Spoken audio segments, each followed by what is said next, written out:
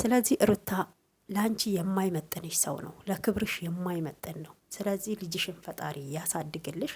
ስንቶች እናቶቻችን ደግሞ ልጆቻቸውን እውነቴን ነው አሳድገዋል።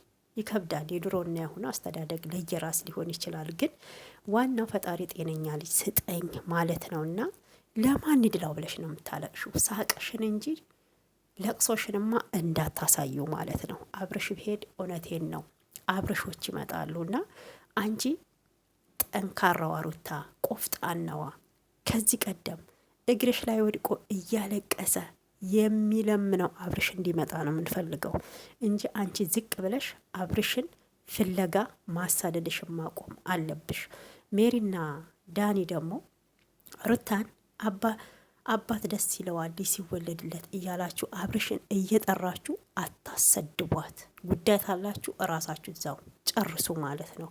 በእውነት እንግዲህ ሩታን ብቻ ሳይሆን ሁሉንም ሴቶች ይሰድዋል ማለት ነው። እና ሄርሜላ ክብር አላት፣ እናንተ ክብር የላችሁም ማለት ይሄ ትልቅ እውነት ንቀትን ነው የሚያሳየው። በዚህ ላይ ደግሞ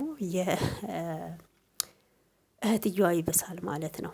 ኤፍሬም እንኳን አጠገቧ እንዳይሆን እየከለከለች ነው። ምናልባት ሩታን እንሰብራታለን ብላችሁ ከሆነ አትሰብሯትም። ጀግና ሴት እንደሆነች አሳይታችኋለች ማለት ነው። ይሄ ለእሷ ትልቅ ጀግንነት ክብር ነው ቢገባችሁ ማለት ነው። ግን ሴት ሆናችሁ ደግሞ በሴት ላይ ስትፈርዱ በጣም ነው የሚገርመው። ታሳዝናላችሁ። ሩታ ይዞ